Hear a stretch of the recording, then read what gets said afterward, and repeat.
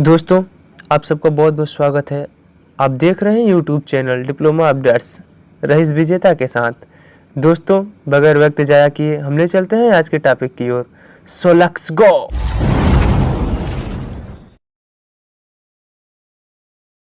जिंदगी के इस युद्ध में अपना भी किरदार होगा, खुद का पथ खुद से चुनूंगा, खुद का पथ खुद से चुनूंगा और उस पथ पे लिखा अपना इतिहास होगा, और उस पथ पे लिखा अपना इतिहास होगा। जी हाँ दोस्तों, यदि आप अपने सोच समझ विवेक और अपनी पसंदीदा जिसमें आपका मन लगता है, यदि आप उस रास्ते का चुनाव करते हैं अर्थात उस ब्रांच का चुनाव करते हैं, तो 40% सफलता आपके साथ आपका हमसफर बन के चलती है। दोस्तों, यदि आप ज़िंदगी के उस पड़ाव पे खड़े हैं कि आप वहाँ से जो रास्ता चुनते हैं या आप जिस दिशा में चलते हैं, आपकी पूरी ज़िंदगी उसी रास्ते और उसी दिशा में गुजर जाएगी। दोस्तों, ब्रांच का चुनाव करना वही चौराहा, वही पड़ाव है जहाँ से आप जिस ब्रांच का चुनाव करते हैं, पूरी ज़िंदगी उसी रास्ते पे आपकी कट जाएगी। दोस्तों, अब मैं बात करता हूँ पॉलिटेक्निक की ब्रांचों के बारे में। सबसे पहले पॉलिटेक्निक की वह ब्रांच जिसे सारी दुनिया सदाबहार के नाम से जानती है, वो एकलौती ब्रांच सिविल इंजीनियरिंग।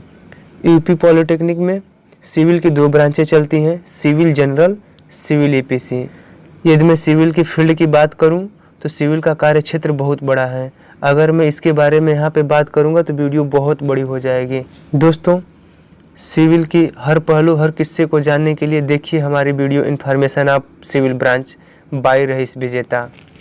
दोस्तों, अब मैं बात करता हूं डिप्लोमा की second popular branch mechanical engineering. Mechanical engineering में 3 चीज़ें होती हैं, एक ऑटोमोबाइल, दूसरी प्रोडक्शन, तीसरी टूल एंड डाई।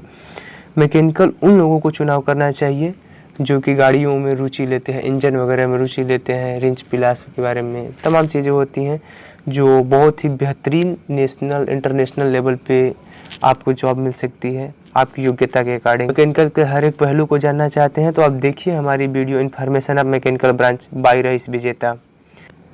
अब मैं तीसरी ब्रांच के बारे में बात करता हूं जो कि है इलेक्ट्रिकल इंजीनियरिंग। इलेक्ट्रिकल इंजीनियरिंग का दायरा दोस्तों काफ़ी बड़ा है और गवर्नमेंट में भी काफ़ी ठीक ठाक स्कोप है और प्राइवेट सेक्टर में भी तो है ही है। गवर्नमेंट सेक्टर में आपको मिलता है विद्युत विभाग में जेई का पोस्ट।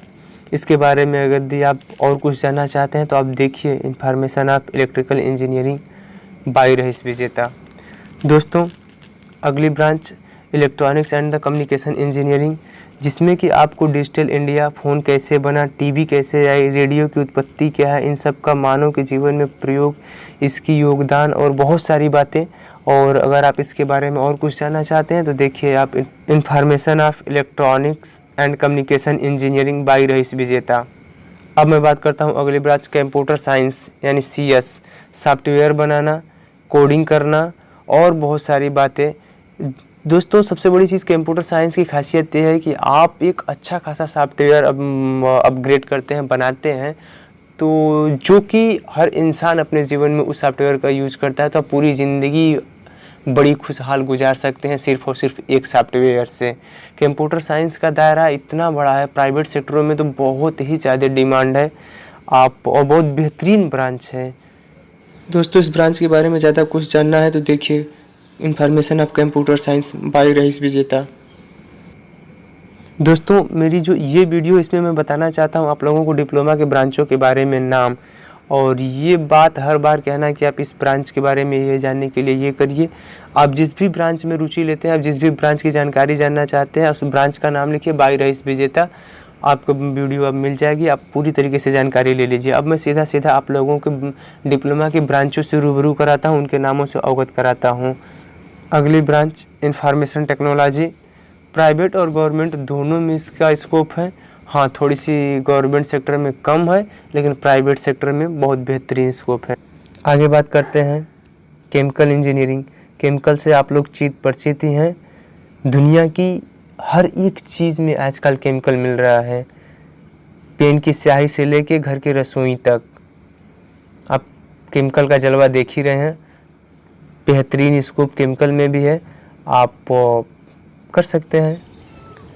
पेट्रोलियम इंजीनियरिंग, पेट्रोलियम की एक ऐसी ब्रांच है जो कि बहुत ही बेहतरीन ब्रांच है। बस वजह ये है कि लोगों के पास जानकारी नहीं होती, इस वजह से इसमें दाखिला नहीं ले पाते हैं। इसमें अच्छी खासी जॉब भी होती है, सैलरी भी बेहतरीन होती है। फैशन इंजीनियरिंग यह एक ऐसी ब्रांच है जो कि गर्ल्स के लिए काफ़ी अच्छी होती है। क्यों? क्योंकि उनकी रुचि वाली चीज़ होती है।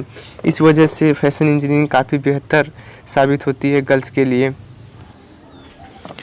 माइनिंग इंजीनियरिंग दोस्तों, इस ब्रांच में दाखिला लेने के लिए आपकी उम्र कम से कम 17 साल होना कंपलसरी है। अगर 17 साल की उम्र आपकी होगी तभी इसमें दाखिला मिल पाएगा। इस ब्रांच में दोस्तों खदान के अंदर कोयला, खनिज तथा बहुत सारी चीज़ों के बारे में सिखलाया बतलाया जाता है, जो अच्छी ब्रांच है। स्कोप भी ठीक ठाक है। मेटलर्जी इंजीनियरिंग, आयरन की सारी खूबियाँ आपको इसमें बतलाई जाती हैं। आप कितना बेहतर से बेहतर आयरन लोगों को दे सकते हैं उनकी ज़रूरतों के अनुसार, आप इस ब्रांच में जानेंगे समझेंगे। अगली ब्रांच है एरोनॉटिकल इंजीनियरिंग। एरोप्लेन के हर पहलू को आप जानेंगे समझेंगे, और उनके रख रखाव, उनकी सुविधा और उनके लोको पायलट के ठहराव, तमाम सारी बातें आप एरोप्लेन की जितनी भी पहलू हैं आप इस ब्रांच में जानेंगे समझेंगे। इस ब्रांच की सबसे बड़ी खासियत ये है कि आपको फैकल्टी बहुत अच्छी मिलती है, आपको सुविधा बहुत अच्छी मिलती है, उसके साथ साथ सैलरी भी। आगे बात करते हैं फूड टेक्नोलॉजी। खाने को आप किस तरीके से स्टोर कर सकते हैं, खाने में स्मेल ना आए, उसे टेस्टी कैसे बनाया जा सकता है, उसे कितने दिनों तक स्टोर किया जा सकता है, और ऐसी कौन सी विधियां हैं जिससे करने से उसे हम ज़्यादा दिन तक स्टोर कर सकते हैं। ये सब बहुत सारी बातें आपको फूड टेक्नोलॉजी में सिखाई जाती है। पिछले 2 सालों से फूड टेक्नोलॉजी का बहुत बेहतर ऑप्शन रहा है, और आने वाले टाइम में भी बहुत बेहतरीन स्कोप है। क्योंकि आप होटल मैनेजमेंट वाले जो बच्चे करते हैं उनमें जो एक्सपर्ट बावर्ची रखे जाते हैं, अब फूड टेक्नोलॉजी के स्टूडेंटों को लिया जा रहा है।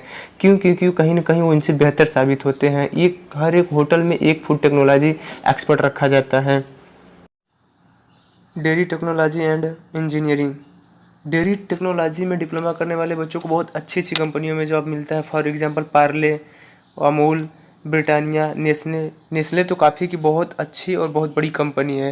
तो इन सब कंपनियों में जॉब करने का मौका मिलता है, और अच्छी खासी सैलरी भी मिलती है, और फैकल्टी भी बहुत बेहतरीन दी जाती है। मेट्रो स्पोर्ट इंजीनियरिंग दोस्तों, आप देख रहे हैं कि आने वाले टाइम में बहुत सारी सिटियाँ आपकी मेट्रो हो जाएंगी। फॉर एग्जांपल इलाहाबाद, वाराणसी और लखनऊ में काम मेट्रो स्टार्ट ही हो गई है। तो आने वाले टाइम में और भी ज़्यादा मेट्रो में इसको बढ़ने ही वाला है। और मेट्रो की सबसे बड़ी खासियत ये है कि उसमें जो फैकल्टी और सैलरी और काम बड़े आराम के होते हैं, तो आप चूज कर सकते हैं, अच्छा विकल्प है आपके लिए।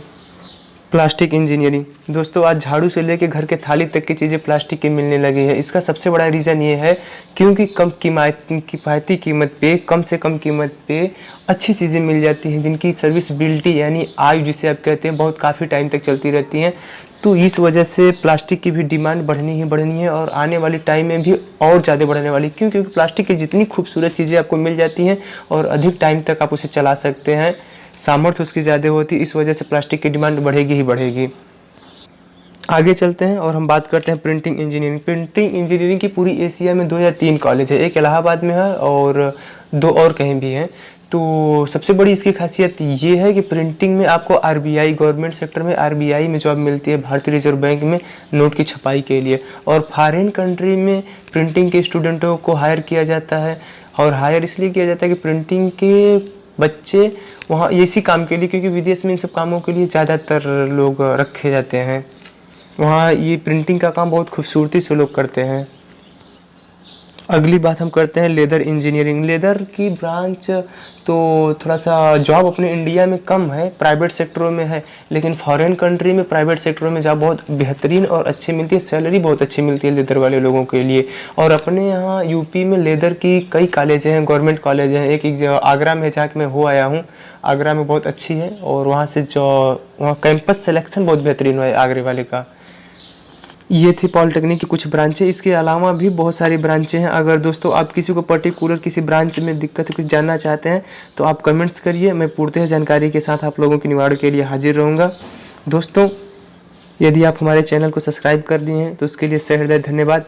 यदि नहीं किए हैं तो दोस्तों प्लीज़ सपोर्ट करिए और हमारे चैनल को सब्सक्राइब करिए, और सब्सक्राइब करने के बाद कमेंट्स में अपना नाम और कॉन्टैक्ट नंबर जरूर सेंड करें। क्यों? क्योंकि हम अपने सब्सक्राइबरों के नाम के करते हैं लकी ड्रा, उसमें से जिस खूबसूरत इंसान का नाम आता है उसे दिया जाता है एक एंड्रॉयड फ़ोन। तो हो न हो अगला नाम आपका हो। परमेश्वर से मैं दुआ करूंगा, परमेश्वर आप सबको महफूज रखें। अब दीजिए रईस विजेता को इजाज़त, ज़िंदगी रही तो फिर मिलेंगे। माई ग्रेट इंडिया, जय हिंद।